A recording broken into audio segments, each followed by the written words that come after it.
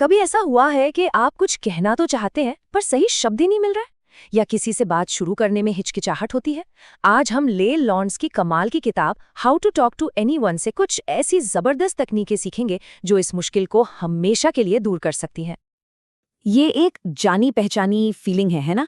दिल की धड़कन अचानक तेज हो जाती है, हाथ ठंडे पड़ जाते हैं, चाहे वो कोई बड़ा जॉब इंटरव्यू हो, ऑफिस में प्रेजेंटेशन देनी हो या बस किसी पार्टी में नए लोगों से मिलना हो। यकीन मानिए, ऐसा महसूस करने वाले हम अकेले नहीं हैं। लेकिन सोचिए, अगर इसका एक आसान सा हल हो तो आज हम इस किताब के उन सीक्रेट्स को अनलॉक करने वाले हैं जो कॉन्फिडेंस के साथ बात करने का दरवाजा हमेशा के लिए खोल देंगे। तो तैयार हो जाइए, चलिए शुरू करते हैं। एक कहावत है, first impression is the last impression. पर क्या ये बात सच में इतनी जरूरी है? जब बातचीत की बात आती है तो हाँ, काफी हद तक।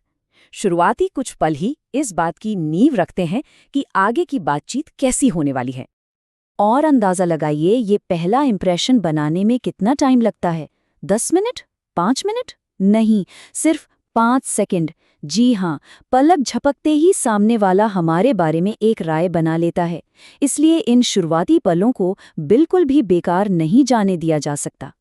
तो सवाल ये है कि इस 5 सेकंड के गेम को जीतने का सबसे पावरफुल हथियार क्या है? ले लॉन्स का एक बहुत ही सिंपल सा नियम है, बोलने से पहले मुस्कुराएं।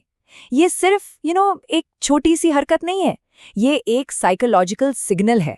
एक सच्ची मुस्कान तुरंत एक पॉजिटिव माहौल बनाती है और दूसरे इंसान को ये बताती है कि हम फ्रेंडली और भरोसे के लायक हैं। पता है, हमारे बोलने से पहले ही हमारी बॉडी बहुत कुछ कह देती है। सीधा आई कांटेक्ट रखना दिखाता है कि हम कॉन्फिडेंट हैं और ईमानदार हैं। एक खुली, रिलैक्स्ड मुद्रा जिसमें हाथ बंधे न हों, ये सिग्नल देती है कि हम बातचीत के लिए ओपन हैं। और सबसे जरूरी, अपना फोन साइड में रख दीजिए। ये एक छोटा सा काम है, पर यह दिखाता है कि हम उस पल में उस इंसान के साथ पूरी तरह से मौजूद हैं। ठीक है, तो पहला इंप्रेशन तो अच्छा बन गया, लेकिन अब बातचीत को आगे कैसे बढ़ाएं? अक्सर गाड़ी यहीं आकर अटक जाती है ना? देखिए, यहाँ पर ना एक बहुत कॉमन गलती है जो हम सब करते हैं।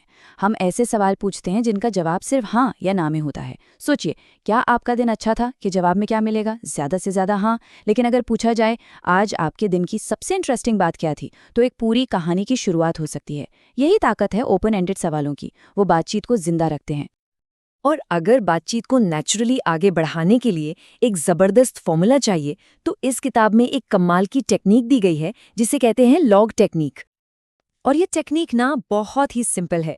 एल का मतलब है लिसन, यानी ध्यान से सुनना, सिर्फ शब्दों को नहीं बल्कि उनके पीछे की फीलिंग को भी। ओ का मतलब है ऑब्जर्व, यानी गौर करना।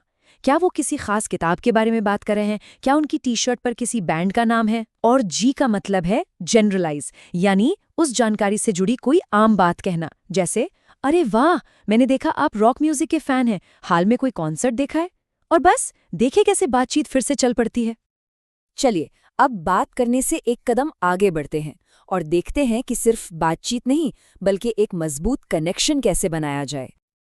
आपने सुना ही होगा, डेल कार्नेगी ने कहा था कि किसी भी इंसान के लिए उसका नाम दुनिया का सबसे प्यारा और ज़रूरी शब्द होता है।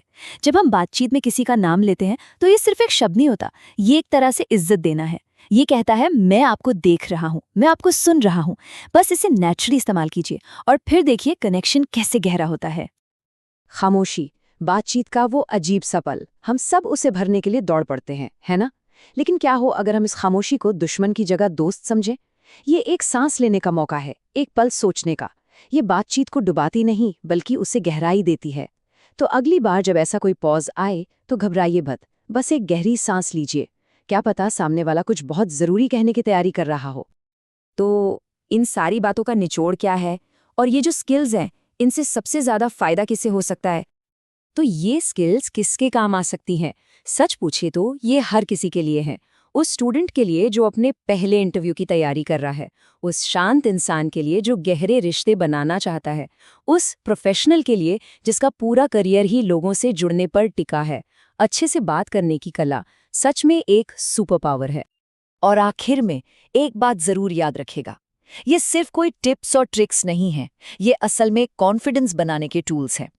हर कामयाब बातचीत के साथ सिर्फ एक नया कनेक्शन नहीं बनता, बल्कि हमारे अंदर का आत्मविश्वास और भी मजबूत होता है। ये एक ऐसी स्किल है जो जिंदगी के हर मोड़ पर काम आती है। तो जाते जाते बस एक सवाल, अपनी बातचीत की इस यात्रा में अगला कदम क्या होने वाला है? वो कौन सा एक एरिया है जहां इन तकनीकों को इस्तेमाल करके सबसे बड़ा बदलाव लाया जा सकता है? क्योंकि अपनी चुनौती को पहचानना ही उसे जीतने का पहला कदम होता है।